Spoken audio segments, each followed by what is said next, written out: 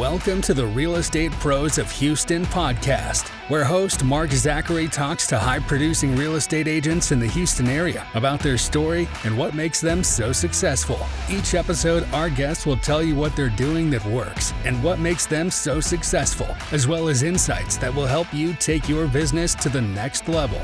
Now, here's Mark delivering a true real estate pro of Houston. Hey everybody, it's Mark Zachary with Next Step Home Loans, and we are here for another episode of Real Estate Pros of Houston. And today I have a very special guest. He's a great friend of mine, and I've known him for years, and we go way back. But he's a great realtor. He works in the Spring area, but I'm going to let him define where all he works because I know he does work everywhere. So. Craig, we really appreciate you giving us 6 hours of your time today. Well, we'll try to cut it down to about 30 minutes, but as you know from our podcast, Inside Houston Real Estate, that 30 minutes can fly. So we'll try to pare that 6 hour expectation down to about 30 to 45 minutes, but we'll see how it goes. But thank you for joining us today. Oh, thanks for having me on. I'm real excited about it. Yeah, we have so much fun. If you're watching this or listening to this, we have so much fun on our other podcast, Inside Houston Real Estate. And if you haven't had a chance to hear that episode, hear that podcast, you ought to go check it out because we had some great guests, and man, we just have a really good time shooting that. So. Craig it's kind of our big host on that, and introduces the podcast and does a great job. So he gets to be in a different seat today because I'm going to ask him all the questions, and we'll put him on the hot seat. So thanks again. Let's see if I can even give you some real answers. Yeah, that's right. So I always like to start this off just like we do our podcast is, Craig, tell me your story. How long have you been here? How long have you been doing this? Tell me a little bit about your family, or tell us. I know Melissa, but the rest of the audience doesn't. So tell us a little bit about yourself. All right. Well, so I've originally from Oklahoma, was transferred down here. I was in healthcare, and went to Pearland first. Company told me I could live anywhere in South or West Texas because almost all the state was my territory. So basically they just cut out Dallas, Tyler, that area, and the rest of it I was covering for rehab. So I traveled for a week. Basically, I'd travel 4 days. I'd leave Monday, come back Thursday, have an office day Friday, the weekend with my beautiful wife I had just married, and then I would leave again. I did that for 5 weeks. And then I would come back. By the way, Craig, I saw your anniversary picture, and you married way outside of your league. And it's getting worse. The older you get, you're getting way out. Oh, she's getting prettier, and I'm getting uglier. But don't tell her, she hadn't figured it out. So I'm in good shape. I way outkicked my coverage on it with that deal.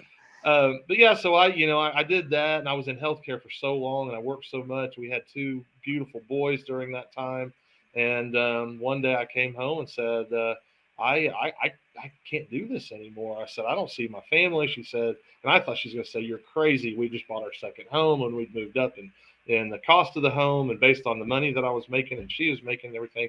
And I thought she was going to say, you're crazy. And she said, oh, thank God, I'm tired of being a single mom. And I not only felt relieved that she was on board, but I felt terrible that I didn't realize that she was carrying the weight for both of us as much as she was. And so she had the faith in me to go out and become a realtor. This was about 9 years ago or so. And I went to school, real estate school. I have a background of it. My family had some investment property and things like that. I knew a little bit about real estate, but I didn't realize how little I knew until I really got into the meat of it. And but you learn real quick. And so here we are, almost 10 years later, and I live in the Spring Klein area, but I cover all of Houston. I actually go all the way out to College Station, and we'll just go as far west as that, and Katy, that kind of thing, Brookshire. I'll go all the way east and really outside of Houston, out past Pasadena. I've got a lot of knowledge from working in for years in the Galveston County and Brazoria County as well. So I'm really knowledgeable of the whole city. And I feel sorry for you guys all the time when I look up production and I see everywhere that you go. It's amazing. This is a big city, obviously, and you traveling to Pearland and Sugarland and the Spring and the Woodlands and I know you've helped my parents in College Station. So bless your heart for having to travel around as much as you do. I only have to travel up and down the stairs once a day, and I get to sit right here in my office and do what I do. So I would end up in jail if I had to drive as much as you do.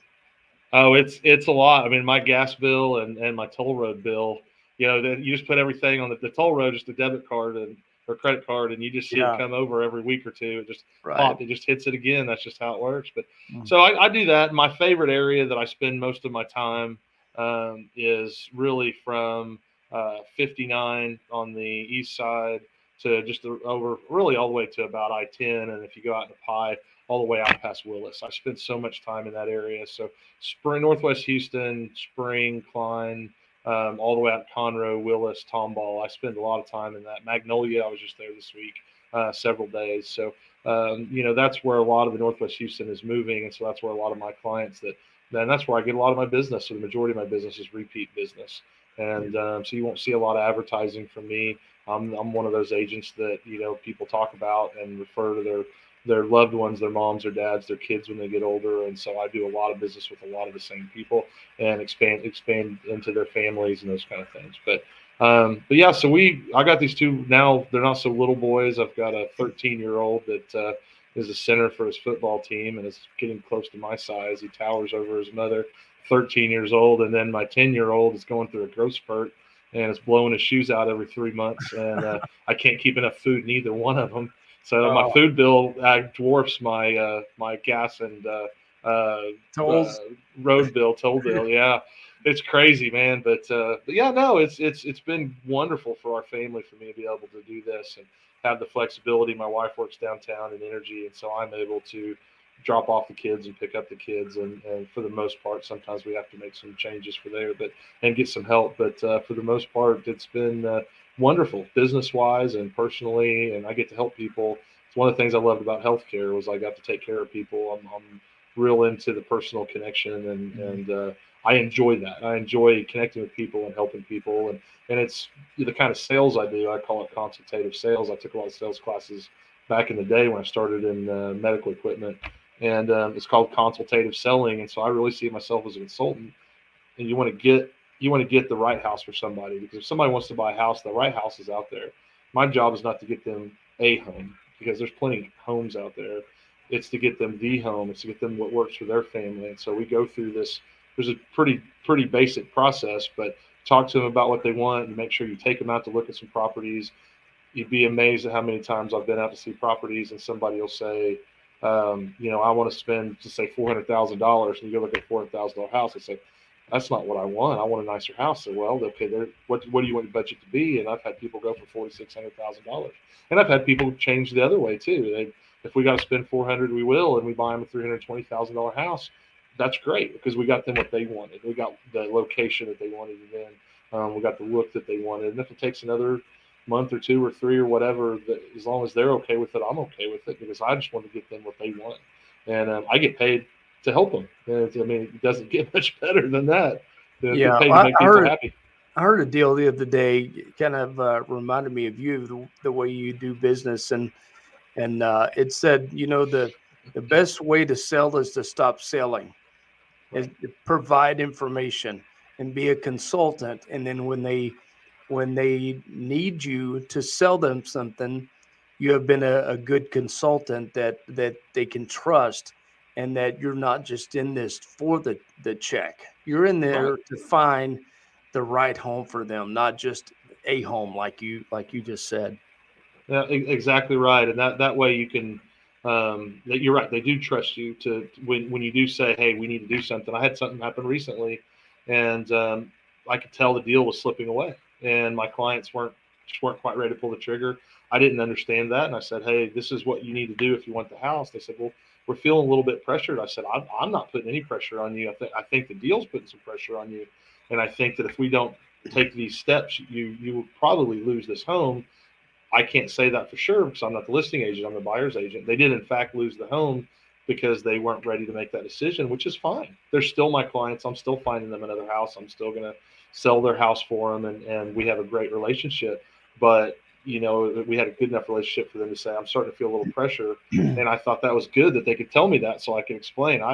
If you want this house, this is what I think you need to do. But if you don't get the house, I'm still going to help you find another house. So, but those things do absolutely happen, and it's important that people don't feel like they're being sold. And I'm the last person to do that. I just try to give them the facts. And, this is a better house in a better area based on what you've told me you want. If this is what you want, you need to move on it. Or, sometimes you go, I don't think you should move on it. I think it's overpriced. You need to sit back and wait, or you want to make them a lower offer. So it is sometimes it could be a challenge when you say, this is a great house. I think it's underpriced. You need to offer what they're asking if you want it. A lot of times people want deals. They offer below and then they lose the house, and you knew it was coming. But it's almost just as hard to say, they're overpriced. I know you want the house. I want to help you buy it. You can pay them this, but I don't think it's even going to appraise for it. So we need to be ready for that when it comes to the mortgage guy. And it doesn't appraise, you need to be ready to go through that negotiation. And so but that's what I'm here for. As a consultant, you're here to help walk them through that process. And I always think it's important for me to pre set up those expectations about any kind of, if we make it this step, you can try to get this house 5 different ways. And this is what I think the results will be each way based on my experience. And when you get to my level of experience, I'm right 9 out of 10 times. I'm certainly not right all the time, but you do it enough times, you just know what's coming as a general rule. Well, Melissa would give me a different stat than what you just did. Well, we're better. No, I didn't say I'm right with her. She's always right. She's right 90% of the time. But professionally speaking, I generally know where it's going. That's funny. So what got you into this business? Why did you decide, hey, it's time to get out of the healthcare? And kind of was it a situation when you came to Houston that, man, it was the experience was good, bad? What made you get into the real estate business? It was a couple of things. I was working 7 days a week and just didn't see my kids, and I had to do something different. And the expectation for the job that I was doing with the business that I was in, the management company, those kind of things, that was kind of the expectation. Just you work as much as you need to work to get the job done.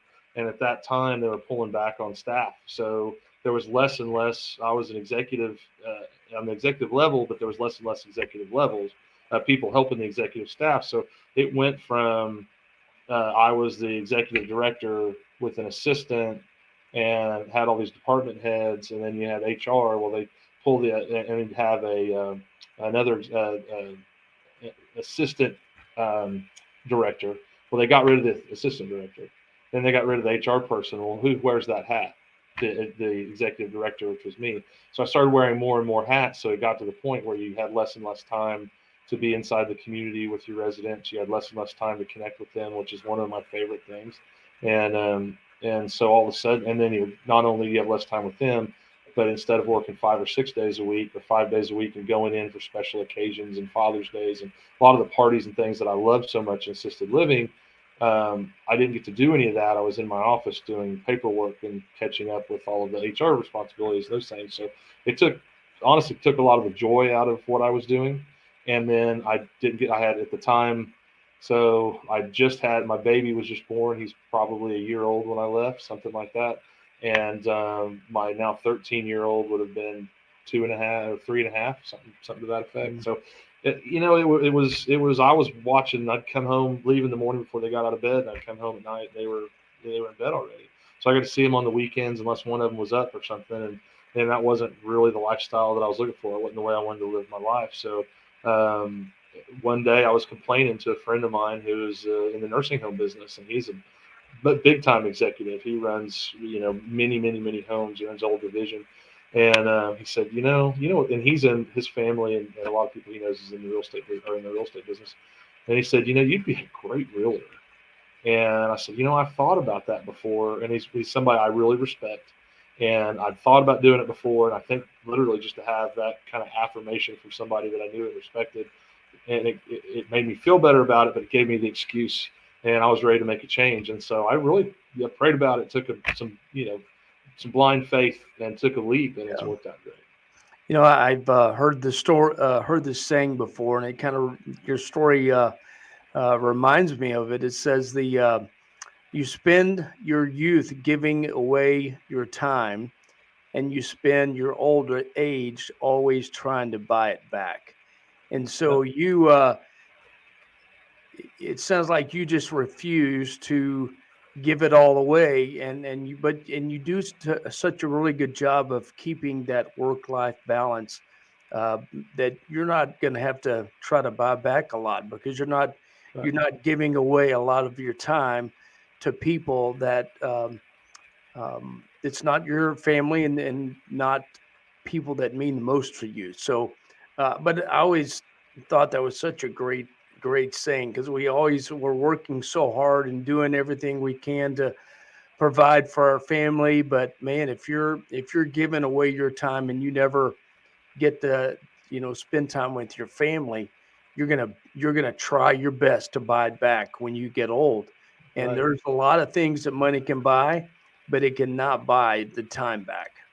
That's exactly right. And I have a passion for real estate, but I also have, I'm a bigger passion for my family. And this gives me an excuse. I still work a lot of hours, but I have the flexibility to take care of my family and see my family. And then I get to do something I love to do. I get to meet new people, and I get to go out and look at beautiful homes. And I've Yeah. been really blessed to move from kind of selling anything and everything, which I still am happy to help all my clients. But there was a time when I was selling $150,000 homes and $175,000 homes, and it hadn't been that long ago that I did that. But for the most part, I've moved into a little bit higher end homes, and you get to go out and just see some really beautiful stuff, and you meet a lot of wonderful people, and it's fun. And it Yeah. went from working in this corporate environment that took me away from getting to see my clients to now I get to spend all my time with my clients doing Yeah. fun stuff. Go out to lunch, maybe have a cold beer, Yeah. and talk about the house that we just saw. It's a blast. That's awesome. Well, tell me about your the first time you bought a house here in the Houston area. What was that experience like? Uh-oh. Well, Oh. yeah, you touched on something. So that is Okay. actually Pull up a that. chair. This is gonna get good. Oh man, so that is actually one of the things that drove me into real estate. When we first got here, my company transferred me here, and again, I was in healthcare, and so they transferred me from Oklahoma City, and I went to Pearland. They said, and I think I started to allude to this earlier. They said, you're going to cover this whole area. You can move anywhere that has a major airport. And so basically, in that territory was Houston or San Antonio, and I had a sister that lived in Pearland, so I moved in near my sister. It worked out wonderfully, and it's right down the road from the big airport down there, and Southwest hub. I could get anywhere in the state, back to Oklahoma, whatever I need to do. And so we fly in. I looked up, it was like 36 homes. I can't remember. It's been so many years now. But I looked up all these homes, maybe it was 50 something homes. And I sent them to a local realtor who had these billboards all over town. My sister said, "Oh, her name's everywhere. She's the number one realtor." It says right there on the billboard. So naturally, Right. and you need to go see, you need to talk to her. And I said, "Great." And so I, emailed her, called her. She, we communicate back and forth. And I went on the local MLS, which is har.com, and I would find all these homes and what I liked. And I grew up in some kind of a quirkier older house. It has a lot of big, beautiful trees. I like trees and that kind of thing. I like it. I didn't want a new build. And so I go in, I sent her all of these homes. I do think it was over 50 homes. And I stopped sending, I think, 2 nights before we went. And I sent her all these homes. I've been doing it for like a week and a half, 2 weeks at least. My company flies me down for one weekend. Say, we'll send you for one weekend. You can go back if you want, but it's on your dime after that. So we go down, have a wonderful dinner with my sister and brother-in-law. We wake up on Saturday morning. We go to the real estate brokerage to meet this realtor. And she sits us down to have us fill out some document representation agreement, as it turns out, and it starts explaining to me that, no matter what I buy, I'm going to pay her, and we're going to go look at all new builds. She's got new builds, and I said, no, wait a second before I sign anything. And so I don't have a problem with the representation agreement if you're being represented right. I know a lot of my contemporaries use those, and I've used them in the past, but she's talking about new builds, and I said, I don't want new builds. And I said, what about the homes that I sent you? She said, they're all sold. All of them, 50. Yeah, in 2 weeks, and 3 nights ago, I sent you 5 homes. They're all sold. And I said, that's not what I'm interested in. I'm not interested in signing this for you if you can't find one of these homes. So anyway, she got kind of scattered and was not very nice. And eventually we kind of got our heads back together. And I said, I want to look at existing homes. So she goes back in her office and comes back frantic and said, I have 5 homes for you to look at. It just so happened that all 5 of those homes were her listings. She didn't take me to one listing that belonged to another agent. So it didn't take me very long to figure out that she wanted to take me to new builds. That must have been where her commission was, if that's where she wanted to be. She wasn't even going to take me to any of her homes. She didn't want to talk to me about existing listings. She wanted to take me to these other ones, and she felt they were easier or better for whatever reason. There must have been some big BTSAs for the new builds, right? There must have been. That stands for bonus to selling agents. So, yeah, bet that was her driving force. It must have been, but that's about her, right? When we get our license, it says that your job is to do what's best for your client, not what's best for you. So if I get as an agent, if I get a smaller commission because I buy a house that my client wants, that's what you're supposed to do, which makes sense to me. I'm making money either way. I'm not greedy. Right. I'm making a reasonable living. And, but for whatever, that's not what she wanted to do. So to add insult to injury, she ends up finding these homes. I said, okay, we get all of our stuff worked out. And she says, okay, let's go. And I said, okay, where's your car? And she looked at me. She said, what do you, I don't have room for you. And I was like, we flew in last night. I didn't get a car. I thought you'd show us around. And she said, I've got children's seats and I have stuff in my car. I don't have room for you. And I'm like, okay. So I called my sister. Luckily, my sister had an extra car, and she brought it up and dropped it off, and we followed her around. Could not have been more poorly planned. Could not have been more poorly executed. Showed that she had no interest in helping us as a client. And I remember telling my wife as we're driving around, if this lady could be a real estate agent, anybody could be a real estate agent. If you're just straight with your clients and do what they ask you to do, this is not overly complicated. And like any other business, you just need to know what you're talking about. You need to understand it, listen to your clients, and do what's in their best interest, and everybody wins. And because the pay's there, when you have a buyer, the listing agent pays your commission. Whenever the listing client pays all the commission. So it all ends up working out. And I remember saying that all those years ago.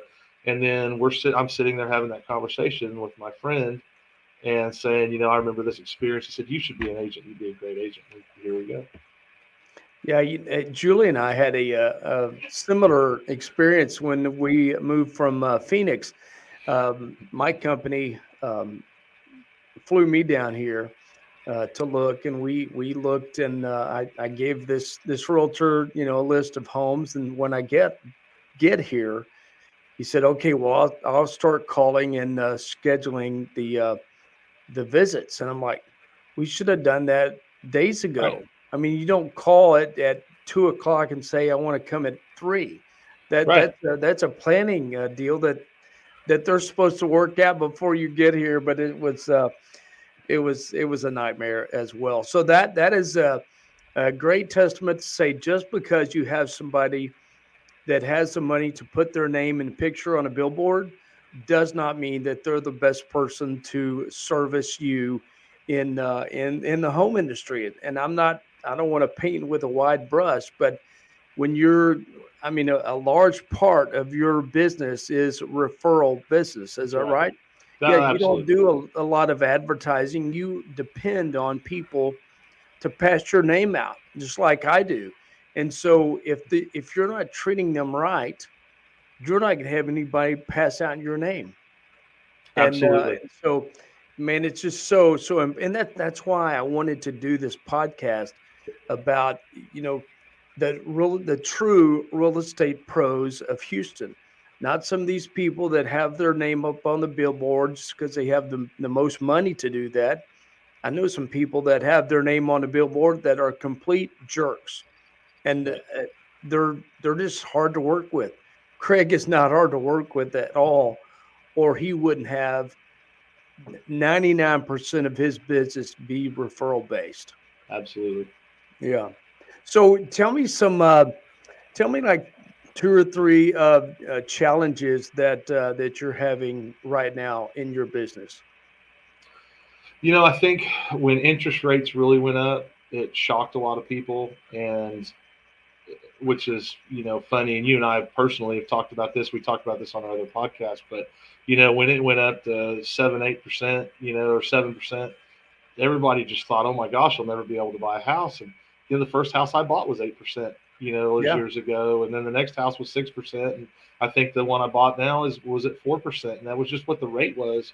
My father had like a 17 or 18% interest rate in the house that I grew up in because that's what it cost. And the way the market works is it goes up and down, and so people didn't, they just did what you had to do.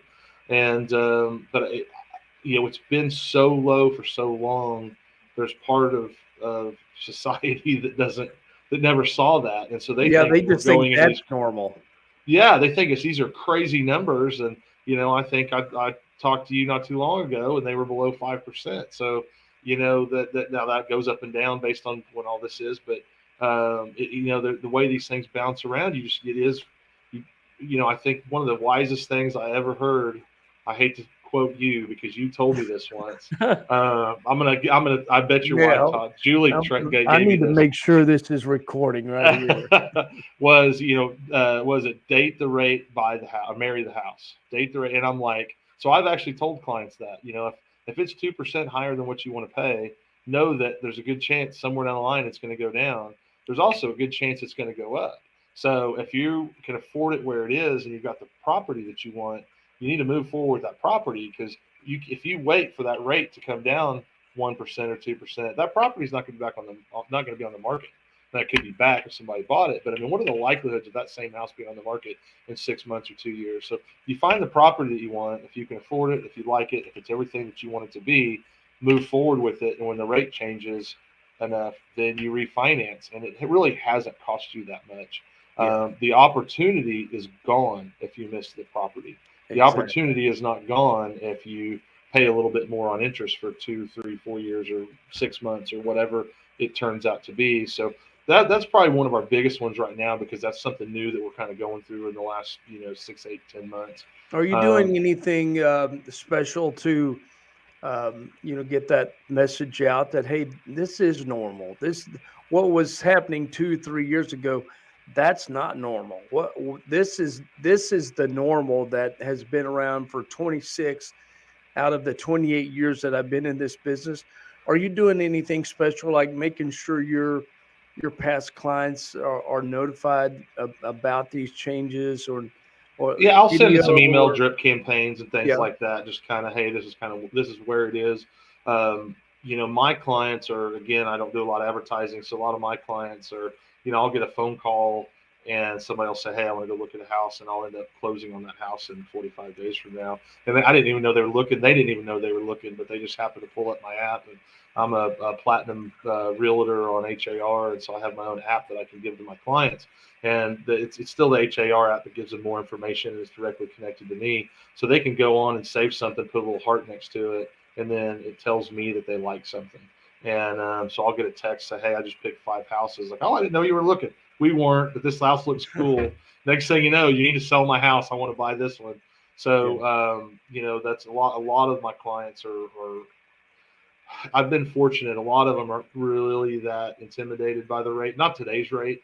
They were getting intimidated by that 7%.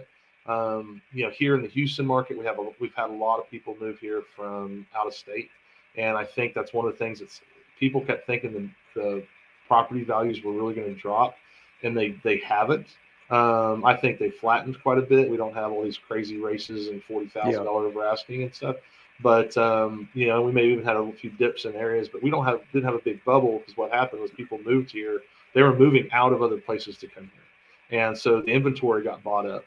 So there's not it wasn't as artificial as it is, and I'm not going to say places, but there are places where it was artificially high because the economy was revving and people had to pay whatever they had to pay. But people were moving out of some of those states so fast that now that things are slowed down, there's nobody there to buy those houses, and so the supply and demand effect is negative on them.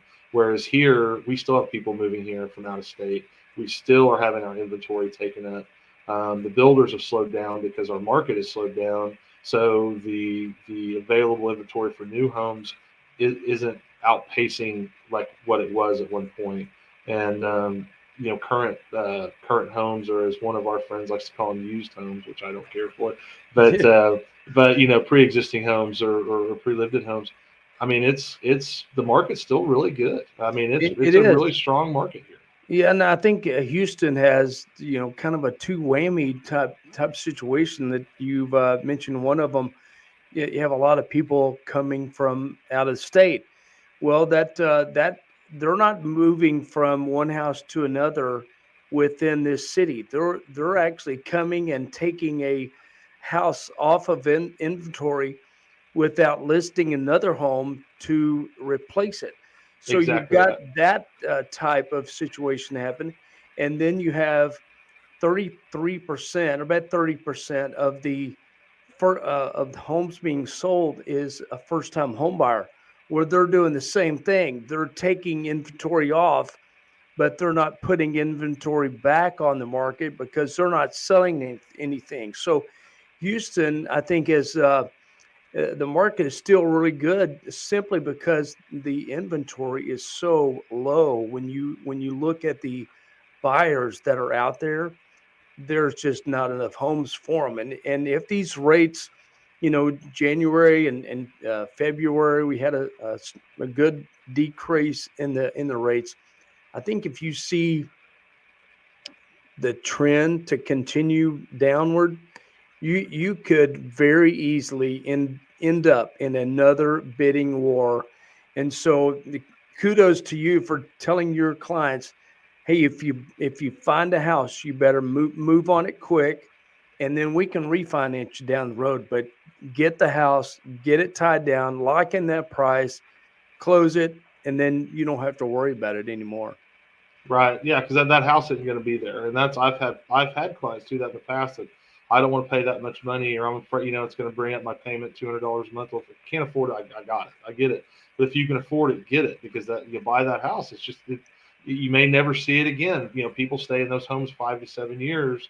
So what's the likelihood of when your 5 to 7 years is up at your house that house is going to be back in the market in the same time, the same person, and so it's that's always something that we have to kind of tread on and help our clients understand that the opportunity for the property kind of supersedes some of those other things if that's what's important to them. Now, of course, I've had clients that literally have told me, I want 3 beds, 2 baths, I want to be in a good school district, don't care about the carpet, don't care what kind of flooring, I just want 4 walls. It's Yeah. sticks and mortar to me. Great. I mean, I can do that too. And I had a client get kind of cross-eyed at me once because I said, I don't care if you buy this house or not. I'm kind of indifferent.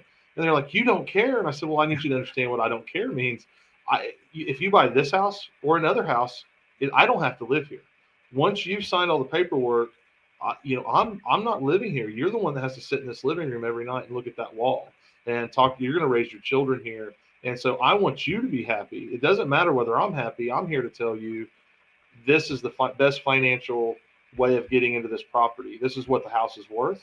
This is where I believe that it's going to appreciate or depreciate down the road. But those are guesses, educated guesses based on market experience and things. So I'm here to be your professional consultant and tell you how things, can go and how to guide you into getting this house if this is what you want. But you don't need to care about what I think. You need to care about what you and your family think. And because at the end of the day, I don't have to pay the payment. And that's why I want everybody to be happy. I've had to have that conversation a few times with folks. And I think a lot of times it really helps them relax because they understand I'm not pushing them to buy that house. It is indifferent to me because you can't go on my taste. My taste may not be your taste. Like I told you earlier, I grew up in a quirky house. We think it was started in around the 1800s. It's been added onto a few times. It was on an acreage on the lake. It was really cool. had giant trees that I could grab your arms and other people's arms and still couldn't reach around it. It was just a really neat experience as a kid to be able to grow up there. That being said, it was an old crazy house. Part of it had a concrete slab foundation. Part of it was pier and beam. The wind would blow from the north across the lake and it'd creak, and you could feel the air if there was a strong enough north wind. It was an old house, right? Yes, a lot of people wouldn't want to live there, but I liked it, and I like older homes, and I like that look and feel. But there are going to be a lot of people that are going to listen to what I'm saying right now and go, "Why would you do that when you can buy a brand new house for the same amount of money?" Well, it's just a choice thing. So this can't ever be about what your realtor thinks about the taste. It's about whether you're comfortable with it, what if you like it, and what the value is. And so I can help you with the value. I can help you with the numbers, and I can help you get what you want. Yeah.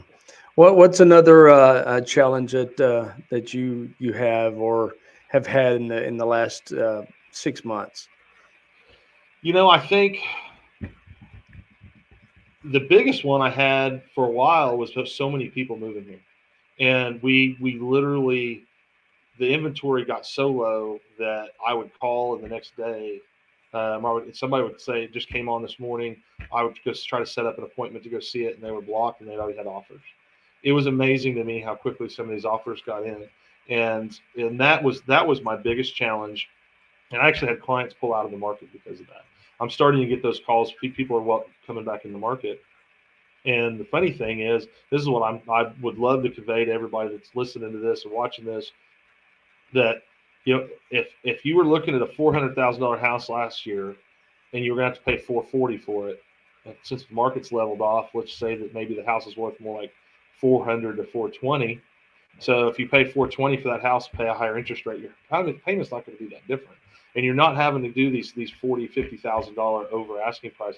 Not to say that doesn't happen some, but it was the rule a year ago, and it was crazy. It priced people out of the market. Well, the great fortune we have in Houston is we never really got a big bubble because we weren't in a bubble before, and we always had affordable property, and so it's just maybe not quite as affordable as it used to be, but it's still a great buy. I mean, if you look at the pricing here and look in somewhere like LA, for what, I mean, there are garages the size of some of those homes that are selling, but the garage here is attached to a 3,500 square foot house and a swimming pool, and their garage is the size of the house, and you're still looking at a $600,000, $700,000 house or whatever.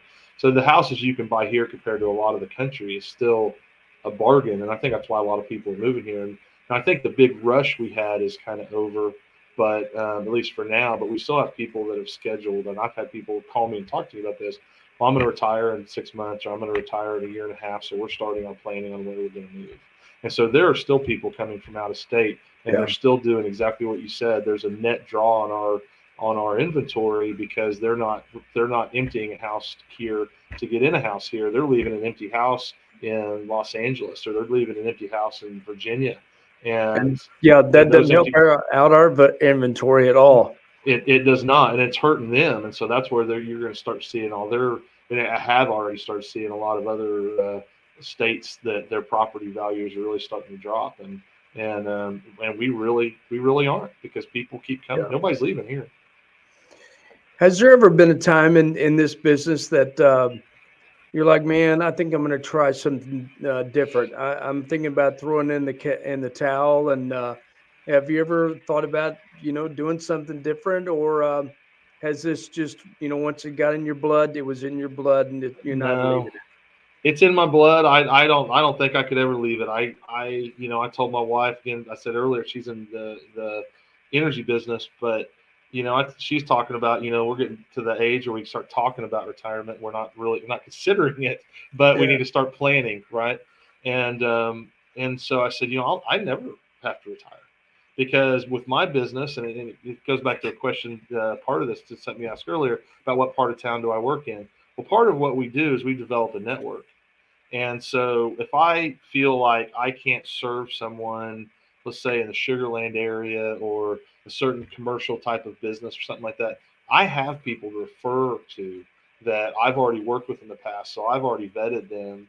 And if Mark Zachary comes to me tomorrow and says, Craig, I want to spend one of my multi-millions of dollars that I have in a pallet in my garage, and which God bless you for having that. You want to go out and you want to buy some commercial real estate in Austin, or you want to go down to Sugarland and buy it. I may not be the best guy, but I've got the guy. So because the commercial thing, I do some commercial, but I do more of it out here, and I'm more familiar with some of the smaller pieces. So if it's something that I don't feel like I can serve properly, I can refer that because of my network of people that I've built up and worked with over the years. Mm-hmm. So that moving forward into what your question about, what would I have I ever thought about getting out?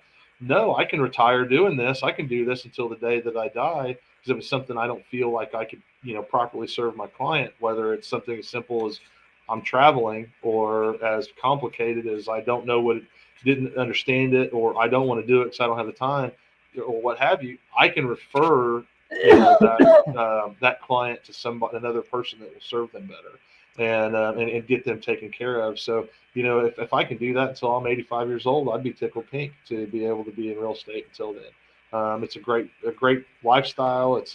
It's good income for my family. It provides me time with my wife and children that a lot of people simply don't have. I'm at every baseball game. I'm at every football game. I'm at every band concert.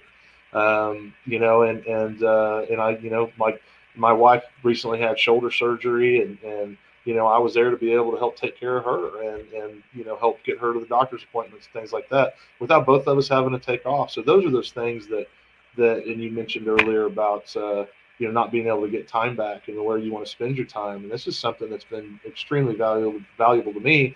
And I'm still working. I mean, I have multiple clients that I'm working with at this very moment, and I can make sure that I schedule around all these things because it just ends up working out.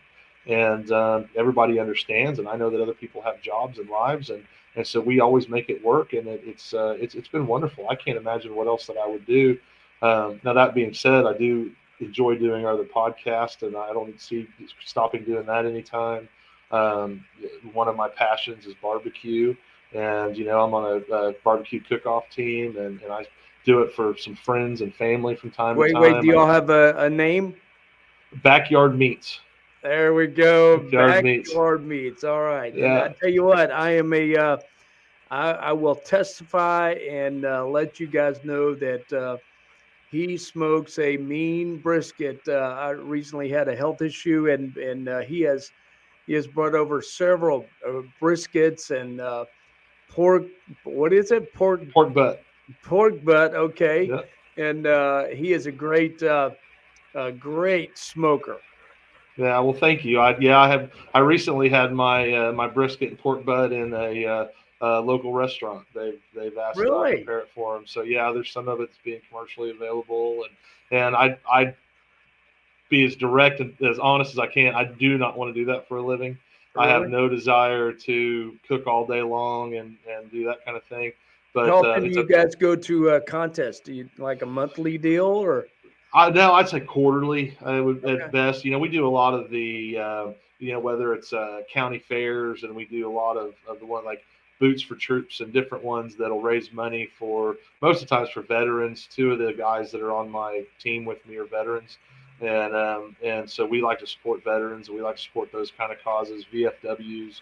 And so we do those kind of cook-offs. So, all of us have day jobs, and it's just it's a passion. If you started doing it full time, then it's a living, and it's not as much fun, right? That's right. But I've developed enough of a reputation for the quality of what I do that, every once in a while somebody will want to buy something or what have you, but I'm not a commercial kitchen by any far stretch. But somebody will say, hey, I'm having a party, can you cook a couple of briskets, and so sure, I get my wood locally harvested out in Tomball, and I have a guy that delivers it once it's aged, and I have all my little processes, and so I don't buy the stuff that you buy in the store, and I know what I'm buying and when I'm buying it. It's just a lot of fun.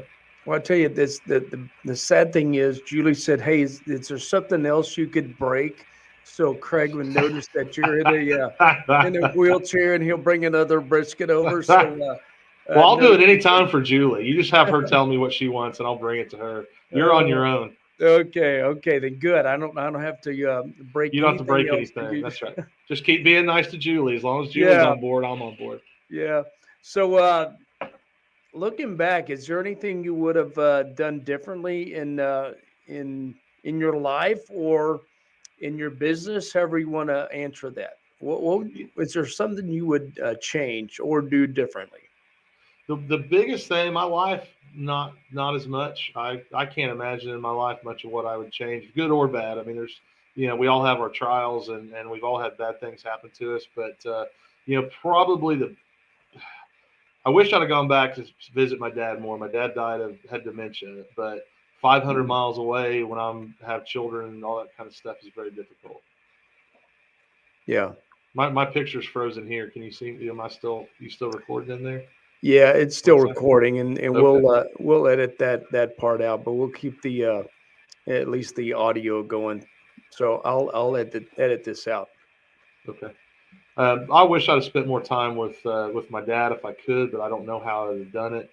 Professionally, the the what I would have done differently was, I would have gone into this with a better business plan. So it did take a while to get my real estate going.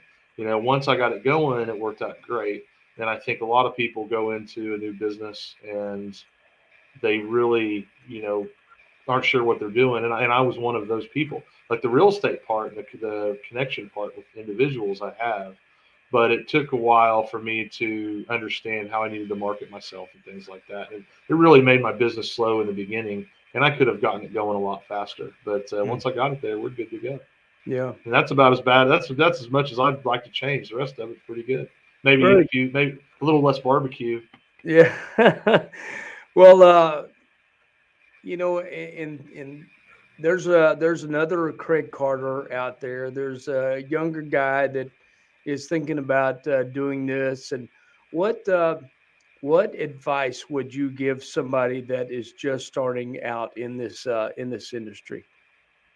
I would tell them to have a written business plan and include inside of that business plan networking and making sure that they have a mentor. I would never have made it through if I would not have had a mentor and somebody who that you trust that you can call that'll answer your questions when you first start in this business. You go to school to fill out, and they teach you how to fill out the forms and all that. Well, the first sale you get, you don't remember that class. That was 1, 3, 6 months ago, whatever it was. And you need somebody to tell you, no, on line 6A, this is what you do. You need somebody to say, no, Craig, that's not a good idea. If you're going to negotiate this, this is what I recommend. If this is where you and your negotiations have gotten stumped. Somebody that you can really confide in. Number one, that will help you. Number two, like a written business plan is just. I just can't say that enough to have, and it could be kind of loosely put together, but it needs to have some. You need to have something that has guidelines and goals. And I think that was my biggest mistake was I just kind of freewheeled it through, and it was successful anyway. But I think I Mm. could have been more successful, and it takes a lot of the stress out of it. And instead of waking up and saying, okay, what do I do today? You need to have that plan to move forward, which I do that now and have for years. But when I first got going, I think I spent so many of those 7 days a week working that I was looking forward to not having that structure. And I went really good in the no structure for a little while. So I would say give yourself some structure, and if you have that, you'll be successful as long as you work and as long as you try. If you don't work and don't try, it's not going to happen. It doesn't just happen automatically.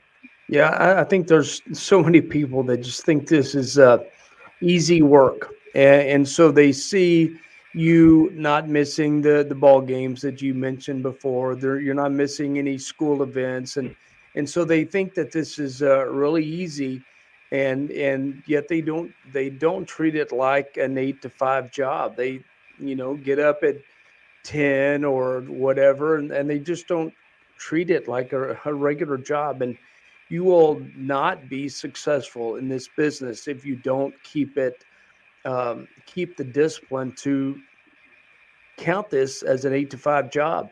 It gives you a lot of freedom, but if you're not working it when you're supposed to be working it, you're going to fail. You're going to fail Absolutely. miserably, and you're not going to be able to stay in it very long. That's why 87% are in and out of this business very quickly because they Oh, have no plan at all.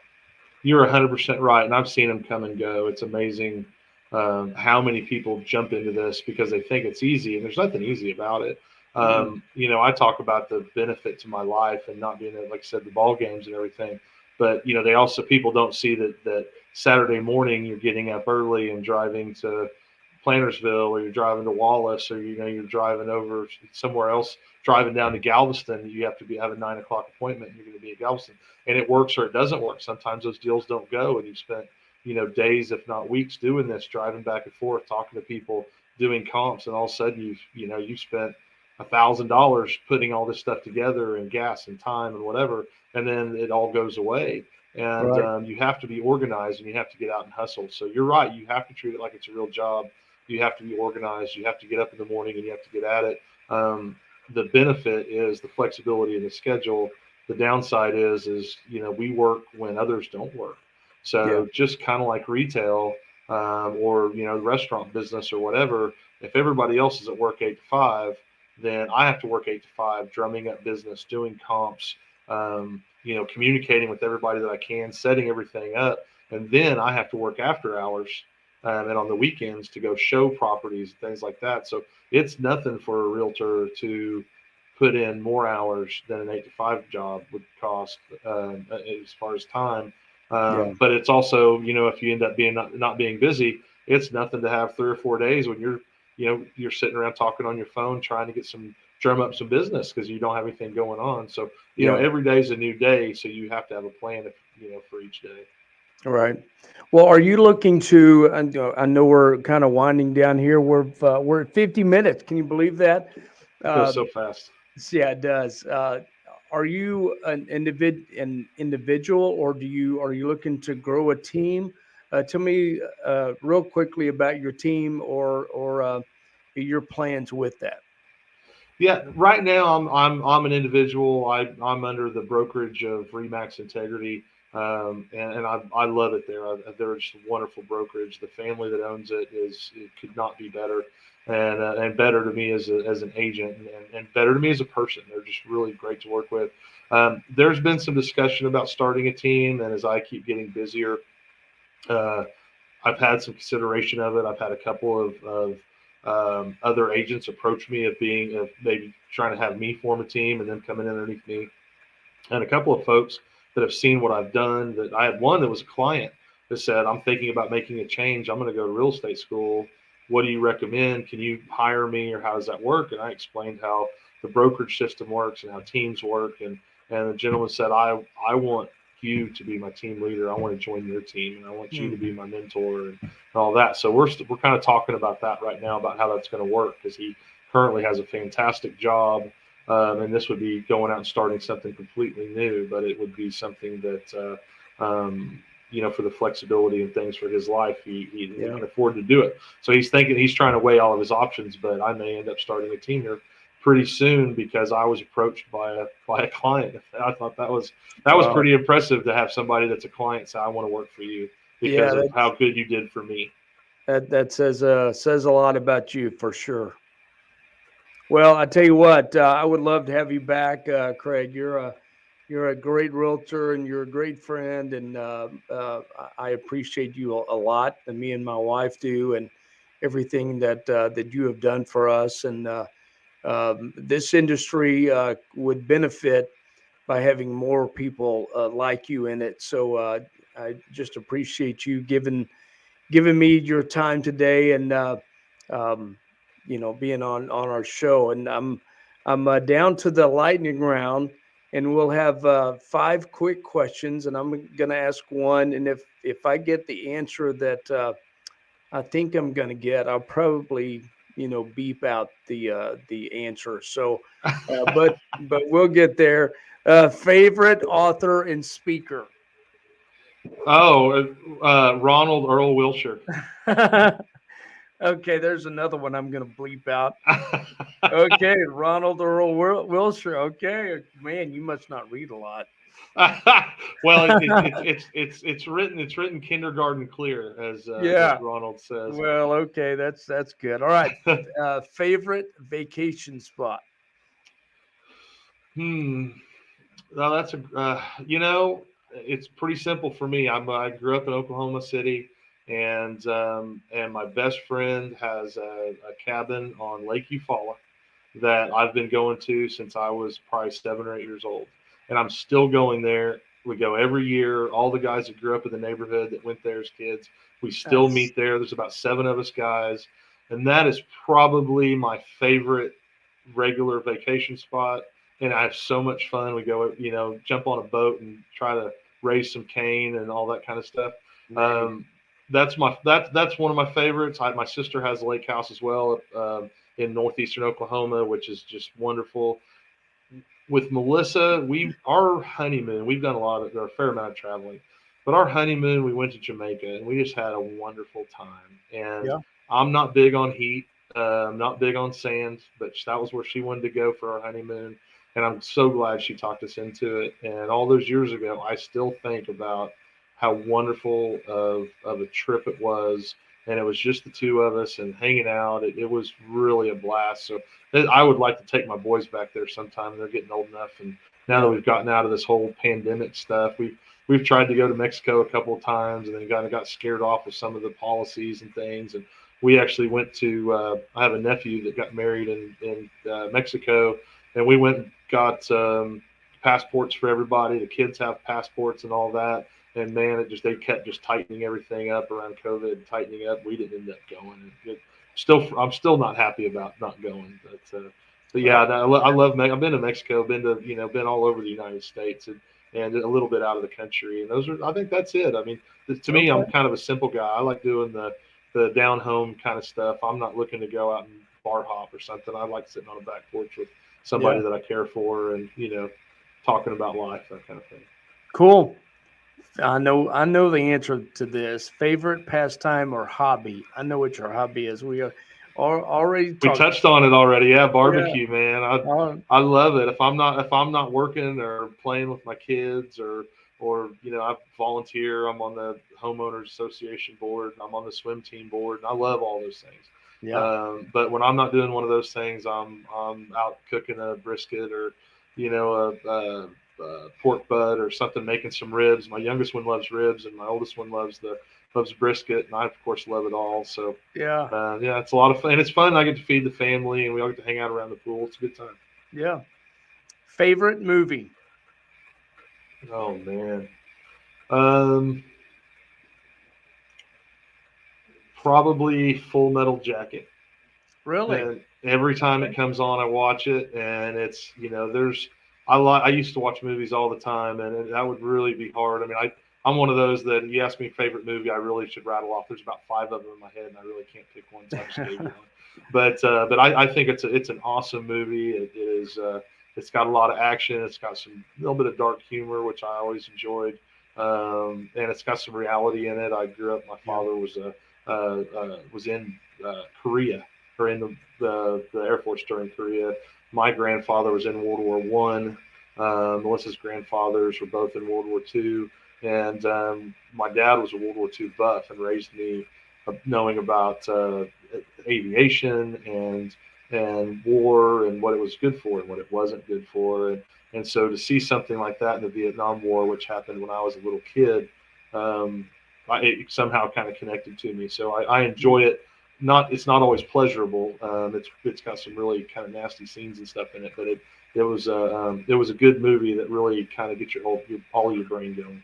Yeah. I'll have to watch that. I haven't watched it before. So, all right. This is the one I know the answers, so I'll probably bleep it out. But your favorite sports team?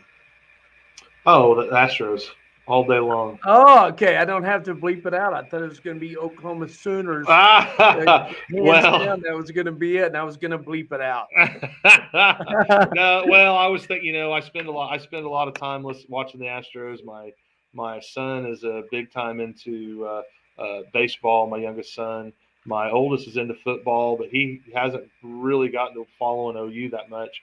I do, I love my Sooners. Yeah. But I've been in Texas for a long time, And I really have a lot of fun watching the Astros. And my baby, I said call him my baby, he's 10 years old, but he wants to watch the Astros games, and so we sit down and watch all the games together.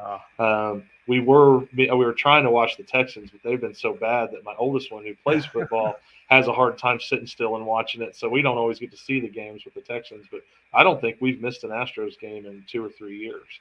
Really? And as far as watching it on TV or what have you, and we've been to quite a few of them. So we're enjoying the heck out of Astros baseball. It's a good time to be an Astros fan for sure. Yeah, it is. So, well, Craig, I can't thank you enough for spending some time with us today, and it's easy to see why you are a real estate pro of Houston. And man, we'd love to have you back one of these days and talk about the market and just kind of update everybody on you and the real estate industry. Would you be interested in doing that? I'd love to do that. I'd love to come back on. Okay. All right. I appreciate you having me. Yeah, you bet. You bet. All right, everybody. I'll let you go. Again, my name is Mark Zachary, and I am a broker and owner of Next Step Home Loans. So if you have any financing questions, just drop us a line, email, however you want to do it, and we'll get those questions answered for you. So, but that's it for this week's Real Estate Pros of Houston, and we'll see you next time. Take care. Bye-bye.